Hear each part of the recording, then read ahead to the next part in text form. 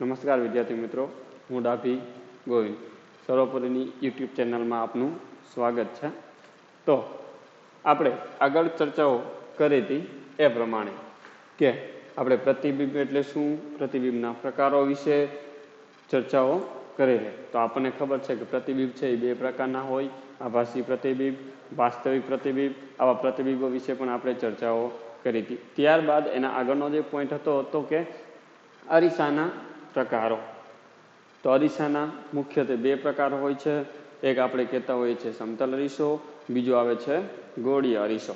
તો ગોળીય અરીસો છે એને સામાન્ય રીતે આપણે બે વિભાગની અંદર વિભાજિત કરવામાં આવે છે.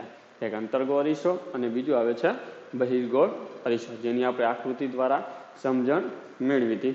હવે એનાથી આગળ તો અરીસાના જે પ્રકાર છે, તો અરીસાના પ્રકારની અંદર જે પ્રથમ પ્રકાર છે એટલે કે સમતલ અરીસો.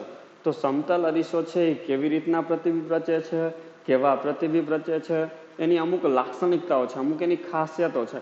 તો કઈ કઈ ખાસિયતો છે એના વિશે આપણે ચર્ચા કરીશું. તો સમતલ અરીસા વડે રચાતા પ્રતિબિંબની લાક્ષણિકતાઓ અગત્યનો પ્રશ્ન છે, ધ્યાન આપજો.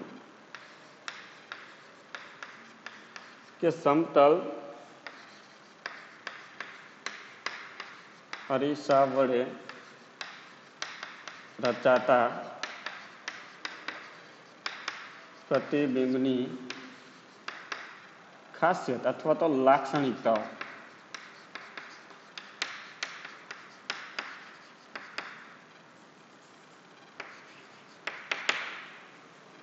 ફરી વખત કે સમતલ અરીસા વડે રચાતા પ્રતિબિંબની લાક્ષણિકતાઓ જણાવો. તો સમતલ અરીસો છે એ કેવા પ્રતિબિંબ રચે છે અને કેવી રીતના રચે છે તેની આપણે આકૃતિની મદદથી સમજવાનો પ્રયત્ન કરવાનો છે, એટલે કે સમજીશું. તો સૌપ્રથમ આકૃતિની અંદર બધા જ વિદ્યાર્થીઓ ધ્યાન આપશે. સૌપ્રથમ આ એક સામાન્ય રીતે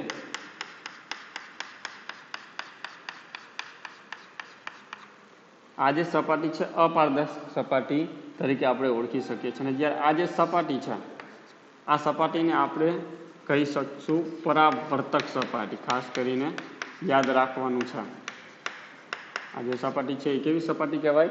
પરાવર્તક સપાટી. એટલે કે જ્યારે કોઈ પણ પ્રકાશના કિરણોને આપાત કરવામાં આવે છે તો આ સપાટી સાથે અથડાય છે અને અથડાઈને શું થાય છે?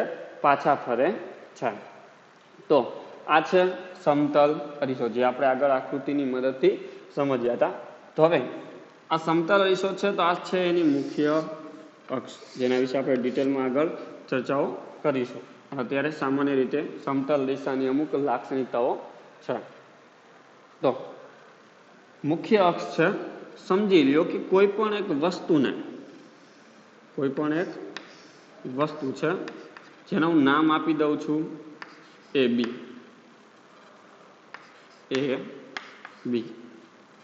કોઈ વસ્તુ એ બી છે જેની ઊંચાઈ છે h જેટલી. વસ્તુની ઊંચાઈ છે h જેટલી. h જેટલી ઊંચાઈની વસ્તુને મુખ્ય અક્ષ પર મૂકવામાં આવે છે. સામાન્ય રીતે આપણે આપણા ઘરની અંદર જે અરીસા હોય છે, તો આપણે જ્યારે પણ અરીસા સામે ઊભા રહીએ છીએ તો આપણને આપણો ચહેરો જોવા મળે છે. આપણે બધા જાણીએ છીએ કે હું અત્યારે ઊભો છું તો મારી સામે અરીસો છે, તો મને મારો ચહેરો અથવા મારી જે હાઈટ છે, મારું જે પરિમાણ છે, એ હું જેવડો છું તેવડું જ દેખાય છે. એનાથી મને નાનું પણ નથી દેખાતું કે પછી મોટું પણ દેખાતું નથી. હું જાડો પણ નથી દેખાતો, પાતળો પણ દેખાતો નથી. જેવડો છું તેવો જ જોવા મળે છે. આ પણ એક સમતલ અરીસાની શું છે? લાક્ષણિકતા છે. તો એવી જ રીતના વસ્તુને અહીંયા મૂકવામાં આવે છે. તો આનું પણ કંઈક પ્રતિબિંબ રચાય છે, પણ કેવી રીતના રચાય છે આગળ પણ મેં તમને વાત કીધી હતી કે પ્રતિબિંબ મેળવવા માટે ઓછામાં ઓછા તમે કિરણો તો વસ્તુમાંથી તો ઘણા બધા કિરણો આપાત થતા હોય છે, પરંતુ એમાંથી આપણે સ્પષ્ટ પ્રતિબિંબ મેળવવું છે. તો સ્પષ્ટ પ્રતિબિંબ મેળવવા માટે ઓછામાં ઓછા આપણે બે કિરણોનો ઉપયોગ કરવો પડે છે, અને આ બે કિરણોની મદદથી તમે સ્પષ્ટ પ્રતિબિંબ મેળવી શકો છો. તો અહીંયા આપણે આ બે કિરણોનો ઉપયોગ કરીશું. એમાંનું આ પ્રથમ કિરણ છે આપાત કિરણ. આ પ્રથમ કિરણ જેને શું કરવામાં આવે છે? મુખ્ય અક્ષ છે. આ શું છે? મુખ્ય અક્ષ.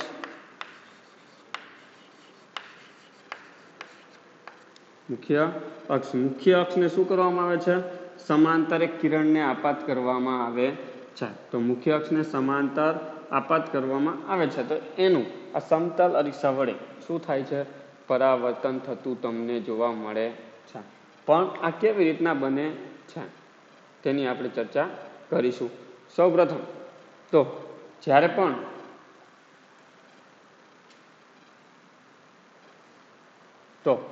પણ આમાં આપાત કરવામાં આવે છે ત્યારે સૌપ્રથમ એક બીજું કિરણ જે હોય છે, બીજા કિરણને શું કરવામાં આવે છે?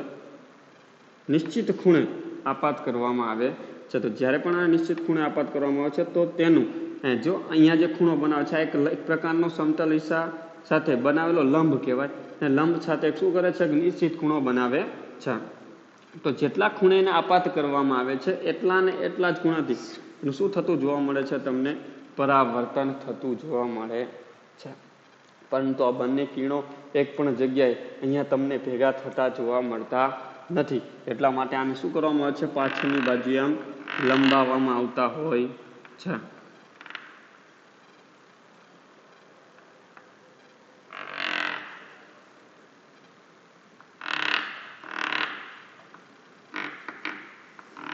તો પાછળની બાજુએ લંબાવતા તમને અહીંયા ક્યાંક પ્રતિબિંબ રચાતું જોવા મળે છે. તો બંને કિરણોને શું કરવામાં આવે છે? પાછળની બાજુએ લંબાવવામાં આવે છે અને પાછળની બાજુએ લંબાવતા તમને એક પ્રતિબિંબ રચાતું જોવા મળે છે. અને આ જે પ્રતિબિંબ છે એ કોનું પ્રતિબિંબ છે? વસ્તુનું પ્રતિબિંબ. વસ્તુ તરીકે આપણે લીધી છે AB. તો AB વસ્તુનું પ્રતિબિંબ મને અહીંયા મળે છે A ડેશ B ડેશ. યાદ રાખવાનું, એરાવાળો ભાગ અહીંયા ઉપર છે તો અહીંયા પણ ઉપર જ મળે છે. નીચે છે તો નીચે જ તમને B ડેશ મળે છે. અહીંયા વસ્તુની ઊંચાઈ H છે તો અહીંયા વસ્તુની ઊંચાઈ કોના જેટલી છે? H ડેશ જેટલી તમને મળે છે. પડી ખબર? આ એક પ્રતિબિંબની વાત કરી. આવી રીતના પ્રતિબિંબ રચાતું જોવા મળે છે. હવે બીજી બાબત, જો આ શું છે? વસ્તુ. આ શું કહેવાય? એનું ટૂંકમાં અરીસાનું કેન્દ્ર કહેવાય. શું કહેવામાં આવે છે?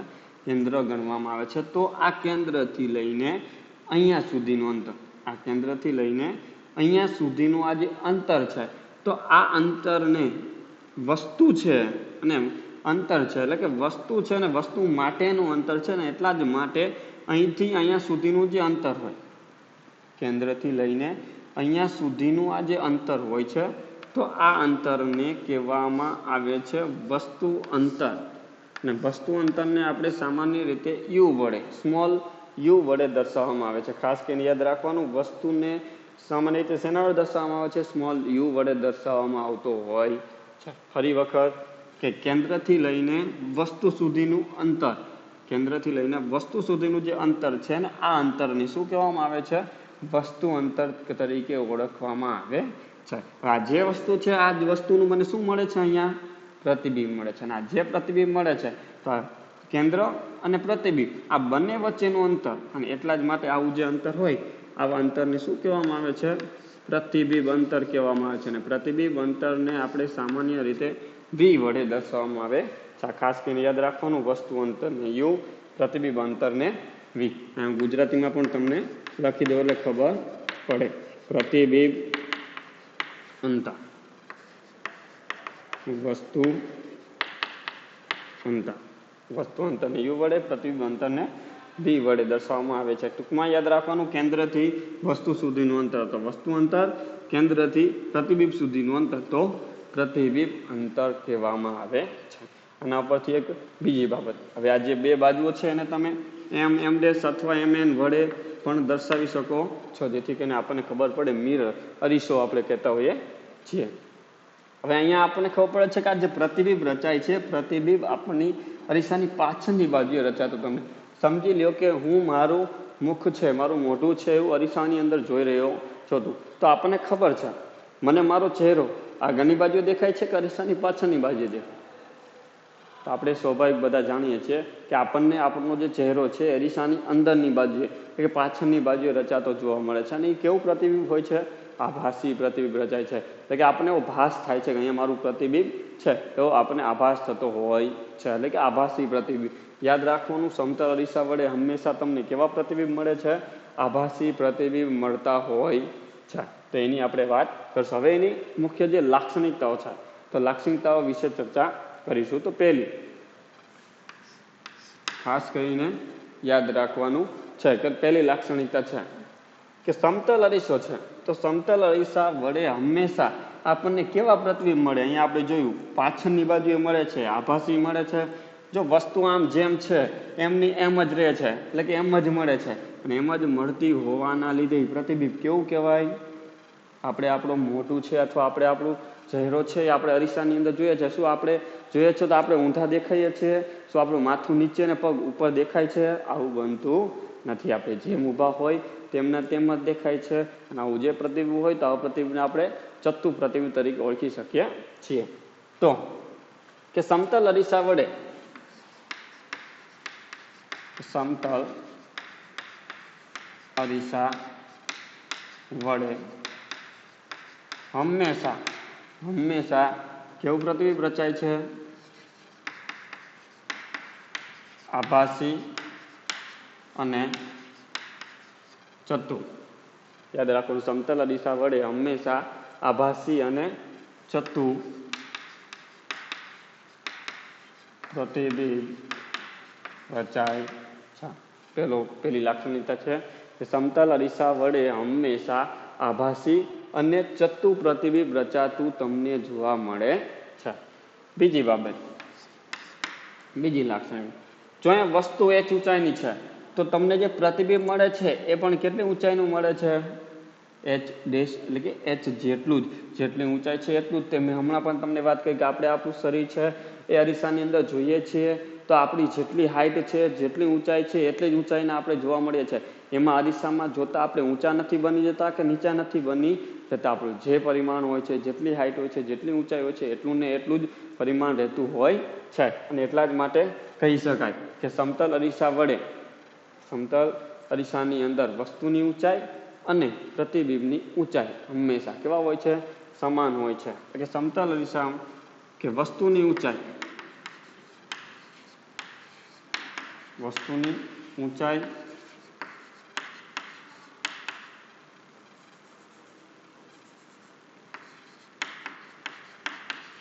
અને પ્રતિબિંબની ઊંચાઈ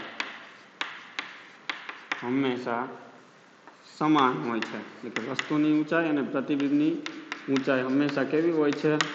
સમાન હોય છે. ને એટલા જ માટે જો વસ્તુની ઊંચાઈ છે તો વસ્તુની ઊંચાઈને આપણે સામાન્ય રીતે શેના વડે દર્શાવીએ છીએ? h વડે, સ્મોલ h વડે દર્શાવવામાં આવે છે. જ્યારે આ પ્રતિબિંબની ઊંચાઈ છે તો પ્રતિબિંબની ઊંચાઈને કેવા દર્શાવીએ છીએ? h ડેશ વડે દર્શાવવામાં આવે છે. અને એટલા જ માટે કહી શકાય કે વસ્તુની ઊંચાઈ h, પ્રતિબિંબની ઊંચાઈ બંને કેવા હોય છે? સમાન હોય છે. એટલે કે h બરાબર h ડેશ, વસ્તુ ઊંચાઈ અને પ્રતિબિંબ ઊંચાઈ સરખી હોય છે. ત્રીજી બાબત ખાસ કરીને યાદ રાખજો, બંને સમતલ અરીસા વડે અમે આભાસી અને ચત્તુ પ્રતિબિંબ રચાય. વસ્તુની ઊંચાઈ અને પ્રતિબિંબની ઊંચાઈ પણ કેવી હોય છે? સમાન હોય છે. હવે ત્રીજી બાબત અંતરને લઈને. જો પહેલી બાબત હતી એના પરિમાણ, એટલે કે કેવું પ્રતિબિંબ રચાય છે એને અનુલક્ષે, બીજી છે ઊંચાઈને અનુલક્ષે, અને ત્રીજી જે બાબત છે એ આપણે અંતરને અનુલક્ષીને ચર્ચા કરવાની છે. જો વસ્તુને તમે અરીસાથી જેટલા અંતરે મૂકો છો તેટલા જ અંતરે તમને શું રચાતું જોવા મળે છે? એનું પ્રતિબિંબ રચાતું જોવા મળે છે. એટલે કે જેટલા અંતરે મૂકશો એટલા જ અંતરે એનું પ્રતિબિંબ રચાતું પણ તમને જોવા મળે છે. એટલે એનો મતલબ એમ કે સમતલ અરીસાની સામે વસ્તુને તમે જેટલા અંતરે મૂકો છો એટલા જ અંતરે શું રચાય છે? એનું અરીસાની પાછળની બાજુએ પ્રતિબિંબ રચાય છે. એટલે કે વસ્તુ અંતર અને પ્રતિબિંબ અંતર હંમેશા કેવા હોય છે? સમાન હોય છે. એટલે કે સમતલ અરીસામાં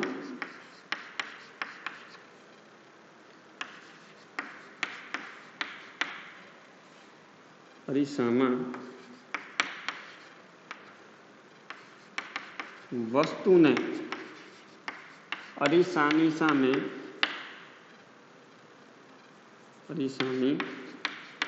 સામે જેટલા અંતરે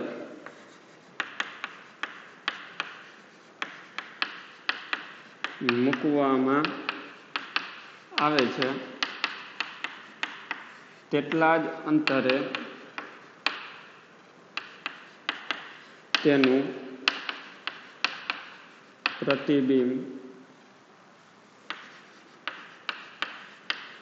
અરીસાની પાછળ રચાય છે. એટલે કે જેટલા અંતરે તમે વસ્તુને મૂકો છો એટલા જ અંતરે એનું પ્રતિબિંબ તમને પાછળની બાજુ રચાતું જોવા મળે છે. અથવા આને ટૂંકમાં પણ તમે લખી શકો છો કે વસ્તુ અંતર અને પ્રતિબિંબ અંતર, કે સમતલ અરીસામાં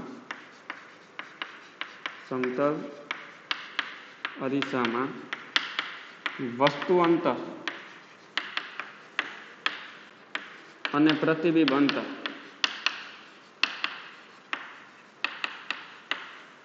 સમાન હોય છે. કેવા હોય છે?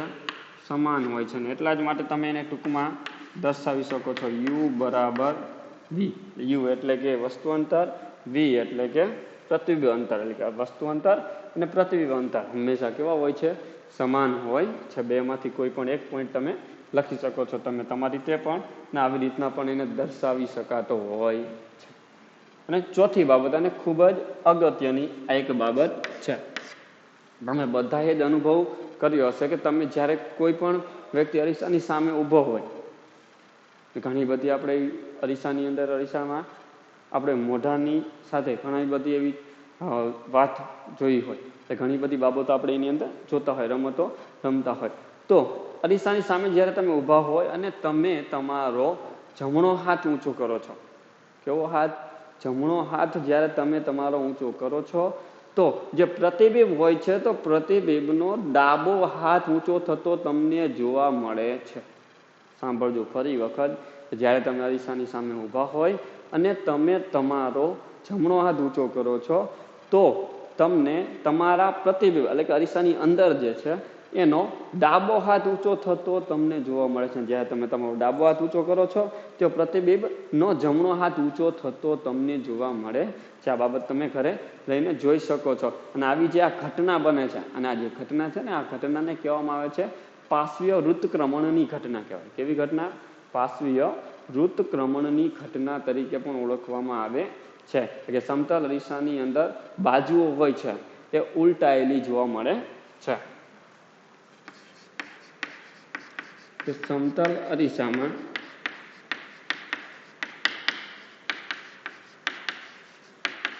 પ્રતિબિંબની બાજુઓ ઉલટાયેલી જોવા મળે છે. તો સમતલ અરીસાની અંદર પ્રતિબિંબની જે બાજુઓ હોય છે એ તમને કેવી જોવા મળે છે? ઉલટાયેલી જોવા મળે છે. ઉદાહરણ તરીકે તમારે લખવું હોય તો કે જ્યારે સમતલ અરીસાની સામે ઊભા રહીને આપણે આપણો ડાબો હાથ ઊંચો કરીએ છીએ તો પ્રતિબિંબનો જમણો હાથ, અને જમણો હાથ ઊંચો કરીએ છીએ તો પ્રતિબિંબનો ડાબો હાથ ઊંચો થયેલો જોવા મળે છે. લખવું હોય તો લખી શકાય છે, પણ લખવાની જરૂરિયાત નથી. પણ આ એક યાદ રાખવાનું કે સમતલ અરીસામાં પ્રતિબિંબની બાજુઓ ઉલટાયેલી જોવા મળે છે. અને આ ઘટનાને પાર્શ્વીય ઋતક્રમણ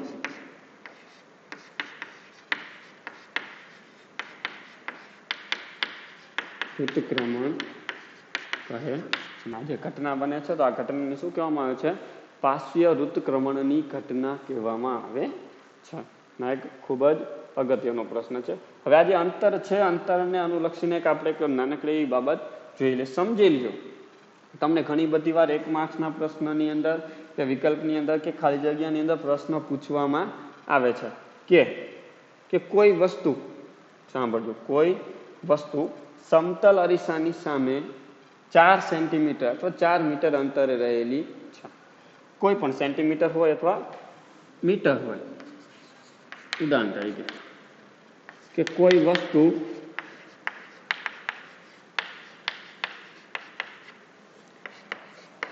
સમતલ અરીસાની સામે 4 સેન્ટીમીટર અંતરે રહેલી છે. કોઈ વસ્તુ સમતલ અરીસાની સામે 4 સેન્ટીમીટર અંતરે રહેલી છે તો વસ્તુ અંતર અને પ્રતિબિંબ અંતર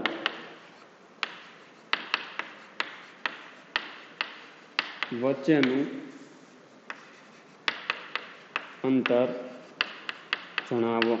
તો વસ્તુ અંતર અને પ્રતિબિંબ અંતર અથવા વસ્તુ અને પ્રતિબિંબ વચ્ચેનું અંતર, એવું પણ વસ્તુ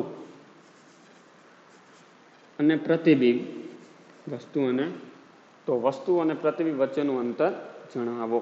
તો આવો સામાન્ય પ્રશ્ન સમજી લો. આપણને રકમમાં કહેવામાં આવ્યું છે એ પ્રમાણે કોઈ વસ્તુ સમતલ અરીસાની સામે 4 સેન્ટીમીટર, એટલે આ વસ્તુ છે, તો આ વસ્તુ છે એ સમતલ અરીસાની સામે કેટલા મીટર અંતરે રહેલી છે? સમજી લો કે આ 4 સેન્ટીમીટર અંતરે રહેલી છે. કેટલા અંતરે? 4 સેન્ટીમીટર અંતરે રહેલી છે. તો આ પ્રતિબિંબ અંતર આપણને ખબર છે એ પ્રમાણે કે જો અહીંયા નિયમ છે, એની લાક્ષણિકતા છે કે સમતલ અરીસામાં વસ્તુને અરીસાની સામે જેટલા અંતરે મૂકવામાં આવે છે તેટલા જ અંતરે તેનું પ્રતિબિંબ અરીસાની પાછળ રચાય છે. એટલે યુ બરાબર વી. તો અહીં યુનું મૂલ્ય તમને આપેલું છે 4, તો અહીંયા વીનું મૂલ્ય પણ કેટલું થાય? 4 જ થાય છે. તો હવે તમને ખબર પડી ગઈ હશે. તો વસ્તુ અને પ્રતિબિંબ આ બંને વચ્ચેનું અંતર કેટલું થાય? ટોટલ 4 આગળનું, 4 પાછળનું, ટોટલ કેટલું થાય? 8 થાય છે. તો આવી રીતના તમે એનું સોલ્યુશન કરી શકો છો. આપણે સામાન્ય રીતે ગણતરી કરવી હોય તો કરી શકાય. અહીં યુ બરાબર કેટલા છે? 4 છે. તો અહીં યુ બરાબર વી છે, માટે વી બરાબર કેટલા થાય? 4 થાય. અને માટે તેથી વસ્તુ અને પ્રતિબિંબ વચ્ચેનું અંતર 8 સેન્ટીમીટર થાય. એટલા માટે યાદ રાખવાનું, વસ્તુ અને આ પ્રતિબિંબ આ બંને વચ્ચેનું અંતર કેટલું થાય? 8 સેન્ટીમીટર જેટલું થાય. અથવા તમને એમ પણ પ્રશ્ન પૂછવામાં આવે છે, ઘણી બધી વાર ઉલટાઈને પણ પ્રશ્ન પૂછવામાં આવતો હોય છે કે સમતલ અરીસાની પાછળ પ્રતિબિંબ છે એ 3 સેન્ટીમીટર અંતરે રચાય છે, તો વસ્તુ અરીસાથી કેટલી દૂર હશે અથવા કેટલે મૂકેલી હશે? તો આવો પ્રશ્ન પણ પૂછાઈ શકે છે. તો આ 3 સેન્ટીમીટર હોય તો આગળ પણ કેટલું હશે? 3 સેન્ટીમીટર જ હોવાનું. ત્યારે આપણું માઇન્ડ ચાલવું જોઈએ, આપણને ખબર પડવી જોઈએ. તો આ હતી સમતલ અરીસાની વાત, એટલે કે સમતલ અરીસા વડે રચાતા પ્રતિબિંબની ચર્ચાઓ કરી. હવે સમતલ અરીસો છે, હવે એના ઉપયોગોની આપણે વાત કરીએ. કારણ કે સમતલ અરીસો તો આપણે જોઈએ છે, પણ એનો ઉપયોગ કઈ કઈ જગ્યાએ થાય છે એની પણ આપણને ખબર હોવી જોઈએ. એટલે કે સમતલ અરીસાના ઉપયોગો.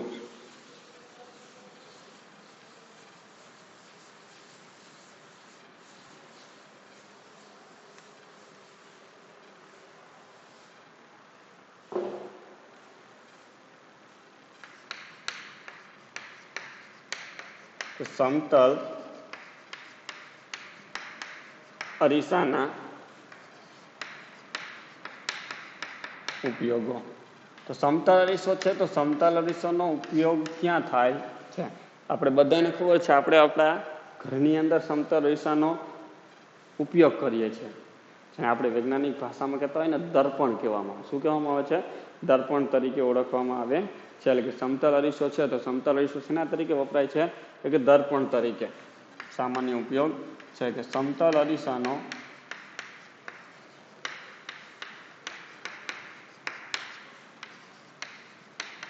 દર્પણ તરીકે ઉપયોગ કરવામાં આવે છે. સમતલ અરીસો છે, તો સમતલ અરીસાનો શેના તરીકે ઉપયોગ કરવામાં આવે છે? એટલે કે દર્પણ તરીકે ઉપયોગ કરવામાં આવે છે. બીજી બાબત છે, બીજો એક ઉપયોગ છે કે સમતલ અરીસો છે એ પેરિસ્કોપ અને કેલિડોસ્કોપ આ બંને જે સાધનો છે, આવી વસ્તુઓની અંદર, આની બનાવટની અંદર પણ શું કરવામાં આવે છે? આવા સમતલ અરીસાઓનો ઉપયોગ કરવામાં આવે છે. યાદ રાખજો, પેરિસ્કોપ અને કેલિડોસ્કોપ. સમતલ અરીસો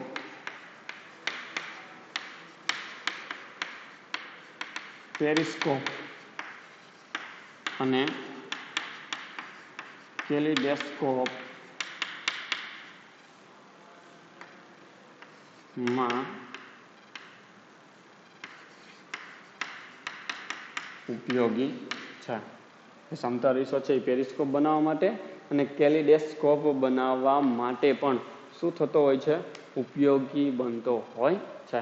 આ એક સામાન્ય શું છે? સમતલ અરીસાના ઉપયોગો છે. તો આથી સમતલ અરીસાની વાત, એટલે કે જે ગોળીય આપણે અરીસા છે, અરીસાનો જે પ્રકાર છે, અરીસાના પ્રથમ પ્રકાર છે સમતલ અરીસો. તો સમતલ અરીસા વિશેની સંપૂર્ણ માહિતી આપણે મેળવી લીધી. સમતલ અરીસા દ્વારા કેવી રીતના પ્રતિબિંબ રચાય છે, એની લાક્ષણિકતાઓ શું છે, એ સિવાય સમતલ અરીસાનો ઉપયોગ ક્યાં થાય છે, આ બાબતોની ચર્ચાઓ કરેલી છે. હવે આપણે આગળ વાત કરીશું કે જે આપણો અરીસાનો બીજો પ્રકાર છે ગોળીય અરીસા.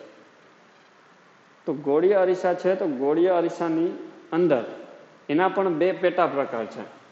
તો એ પેટા પ્રકાર વિશે પણ આપણે માહિતીઓ મેળવવાની છે અને ખૂબ જ ઊંડાણપૂર્વકની માહિતીઓ આપણે મેળવવાની છે. તો સૌપ્રથમ ગોળીય અરીસા છે, તો ગોળીય અરીસા વિશે સમજ મેળવતા પહેલા એની સાથે સંકળાયેલા અમુક જે શબ્દ છે એ શબ્દની ઓળખ આપણને હોવી જોઈએ. એનો ઉપયોગ કેવી રીતના થાય છે, એ શું મહત્વનું છે, એના વિશે માહિતી આપણી પાસે હોવી જોઈએ. અને એટલા જ માટે ગોળીય અરીસા સાથે સંકળાયેલા અમુક જે શબ્દ છે, સૌપ્રથમ આ શબ્દોની આપણે ચર્ચાઓ કરીશું. તો ગોળીય અરીસાઓ સાથે સંકળાયેલા શબ્દો અથવા જે પદ છે એ પદોની ચર્ચા કરશું અથવા એની વ્યાખ્યાઓ મેળવશું. ગોળીય અરીસા સાથે સંકળાયેલા પદો. ગોળીય અરીસા સાથે સંકળાયેલા પદો. તો ગોળીય અરીસા સાથે સંકળાયેલા પદો કયા કયા છે? પહેલાં તો આપણને એ ખબર છે ગોળીય અરીસા છે એ બે પ્રકારના હોય છે. એક અંતર્ગોળ અરીસો અને બીજું આવે છે બહિર્ગોળ અરીસો. તો આ બંને અરીસાઓનો આપણે આની અંદર ઉપયોગ કરવાનો છે, પણ જ્યાં જ્યાં જેનો ઉપયોગ થતો હશે એ પ્રમાણે આપણે ચર્ચાઓ કરીશું. વધારે વધારે આપણે અંતર્ગોળ અરીસાનો ઉપયોગ કરીશું, જેથી જે આપણને વધારે ઉપયોગી બનશે. તો સૌપ્રથમ ગોળીય અરીસો છે તેની અંદર સૌપ્રથમ આપણે વાત કરીશું અંતર્ગોળ અરીસો છે. અંતર્ગોળ અરીસાને અનુલક્ષીને હું ચર્ચા કરું.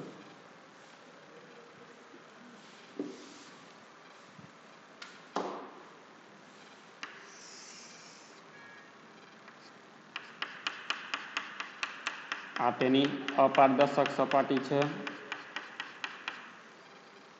આપણે આગળ એની ચર્ચાઓ કરી ચૂક્યા છીએ. ગોળીય અરીસો અને આ જે છે એની શું કહેવાય? પરાવર્તક સપાટી.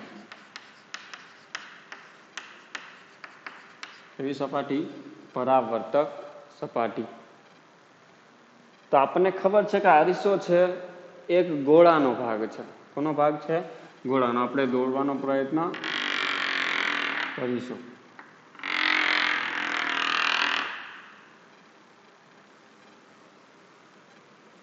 આવી રીતના તમને જોવા મળે.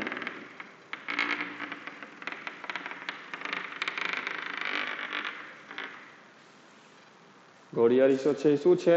એક આખો ગોળો છે ને, ગોળામાંથી આટલો એક કાપેલો શું છે એનો ભાગ છે. એટલે ગોળીય અરીસો છે એ શું છે? ગોળાનો જ એક ભાગ છે.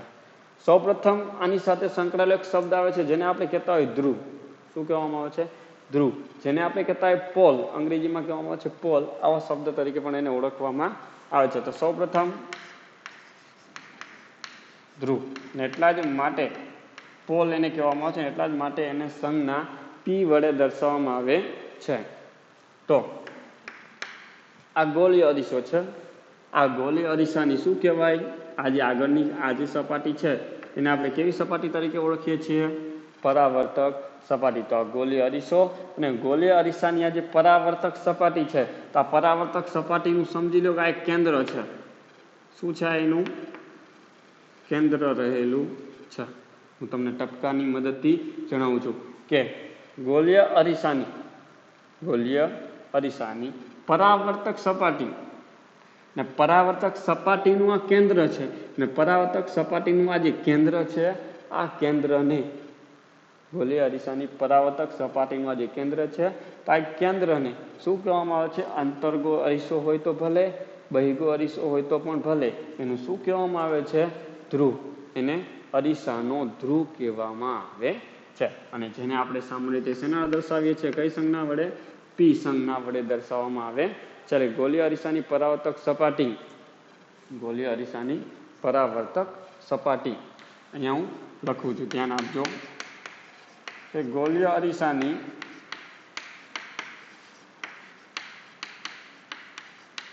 પરાવર્તક સપાટી, ગોલીય અરીસો એની પરાવર્તક સપાટી, ગોલીય અરીસાની પરાવર્તક સપાટી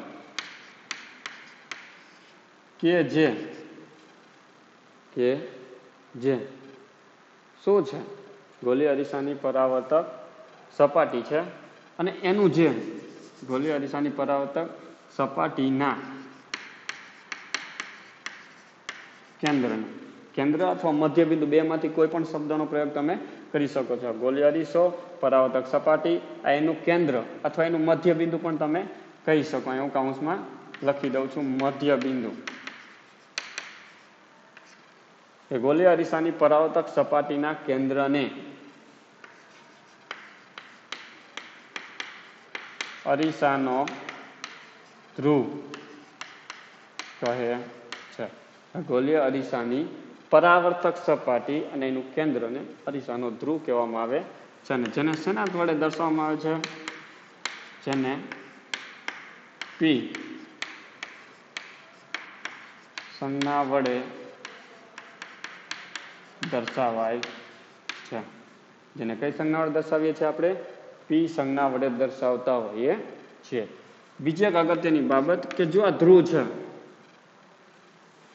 છે, આ અરીસો છે, અને અરીસા ઉપર જ આવેલો છે કે અરીસાનો જ ભાગ છે. શું છે? અરીસાનો, ગોલીય અરીસાનો શું ગણવામાં આવે છે? ભાગ. એની સાથે સંકળાયેલો એનું સભ્ય છે, તો એ એનો ઘટક ગણવામાં આવે છે. ધ્રુવ છે, ધ્રુવ એ ગોલીય અરીસાનો ભાગ છે. ધ્રુવ એ અરીસાનો જ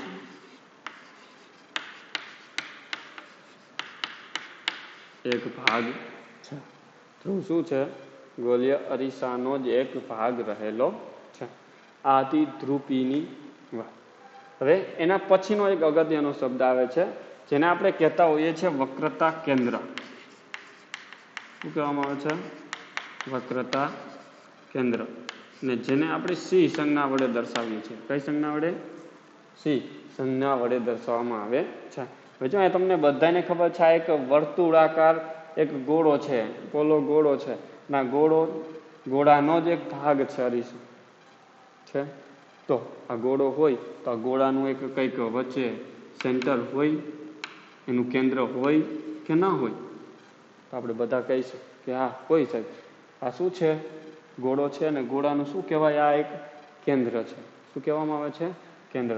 ના જે કેન્દ્ર હોય તો આ કેન્દ્રને આપણે શેના તરીકે ઓળખીએ છીએ?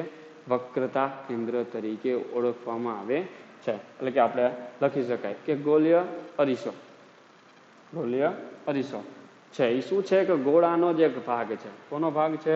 ગોળાનો જ એક ભાગ છે. ને એટલા જ માટે આ જે ગોળો છે અને આ ગોળાનું કેન્દ્ર, આ ગોળાનું શું છે?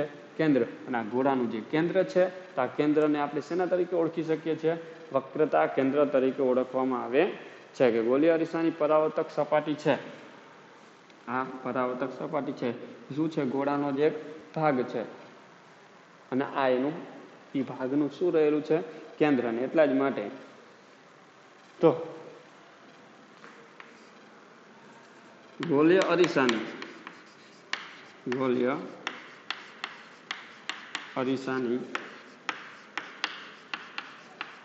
પરાવર્તક સપાટી કે જે ગોળાનો જ એક ભાગ છે,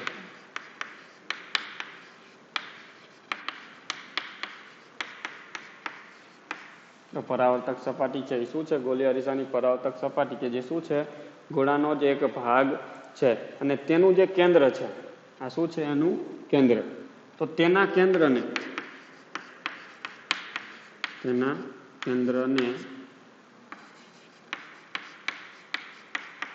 અરીસાનું વક્રતા કેન્દ્ર કહે છે. જો અંતર્ગોળ હોય તો અંતર્ગોળ અરીસાનું અને બહિર્ગોળ અરીસો હોય તો બહિર્ગોળ અરીસાનું શું કહેવામાં આવે છે? વક્રતા કેન્દ્ર કહેવામાં આવે છે. અને તેના કેન્દ્રને અરીસાનું અથવા તો ગોળીય અરીસાનું શું કહેવામાં આવે છે?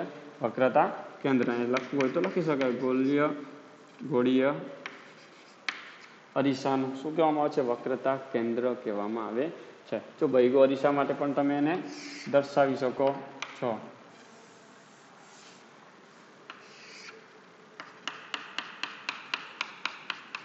આવી રીતના સામાન્ય બહિર્ગોળ અરીસો આપણે દર્શાવતા હોઈએ છીએ. તો આ પણ શું થઈ ગયો? એક ગોળાનો જે ભાગ તમને જોવા મળે છે.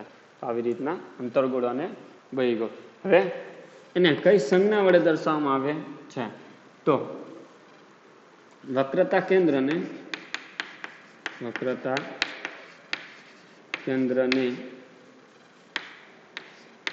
સી સંજ્ઞા, કઈ સંજ્ઞા? સી સંજ્ઞા વડે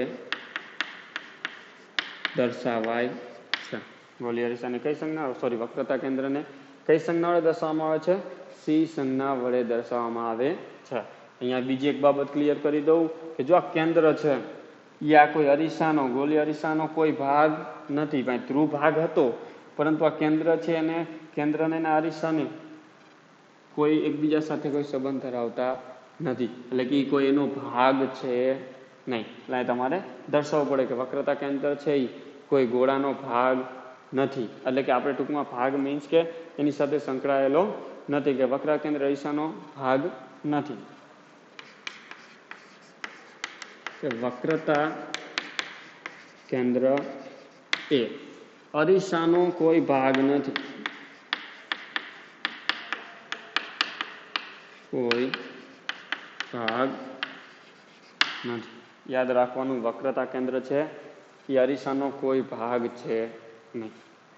આ એક બાબત યાદ રાખવી. જો અંતર્ગોળ અરીસો છે, આપણે કયો અરીસો જોયો? અંતર્ગોળ અરીસો. તો અંતર્ગોળ અરીસો છે એને આપણે કીધું કે સંજ્ઞા કઈ વડે દર્શાવવામાં આવે છે? સી સંજ્ઞા વડે. તો જો અંતર્ગોળ અરીસો છે તો અંતર્ગોળ અરીસાનું વક્રતા કેન્દ્ર તમને ક્યાં જોવા મળે છે? આગળની બાજુ. અરીસાની કઈ બાજુએ જોવા મળે છે? આગળની બાજુએ.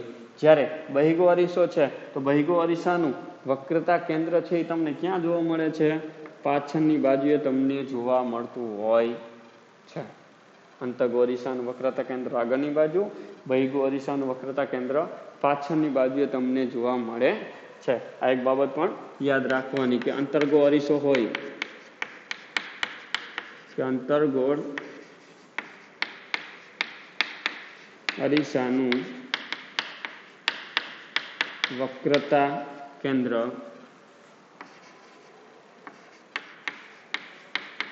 અરીસાની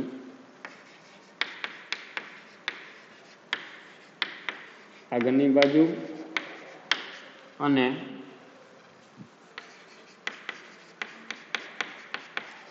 બહિર્ગોળ અરીસાનું વક્રતા કેન્દ્ર અરીસાની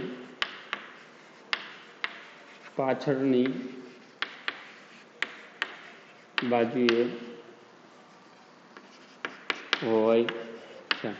એક બાબત ખાસ કરીને યાદ રાખવાની કે અંતર્ગોળ અરીસો હોય તો અંતર્ગોળ અરીસાની અંદર એનું વક્રતા કેન્દ્ર હોય છે આગળની બાજુ હોય છે, જ્યારે બહિર્ગોળ અરીસાની અંદર જે વક્રતા કેન્દ્ર હોય છે ક્યાં હોય છે? પાછળની બાજુએ હોય છે. એટલે એની સાથે સંકળાયેલા ખૂબ જ બે અગત્યના શબ્દ છે, એક ધ્રુવ અને બીજું આવે છે વક્રતા કેન્દ્ર. એની સાથે સંકળાયેલા બીજા પણ ઘણા બધા શબ્દ છે, પણ જેની આપણે નેક્સ્ટ ટોપિકની અંદર, નેક્સ્ટ વિડીયોની અંદર ચર્ચાઓ કરીશું.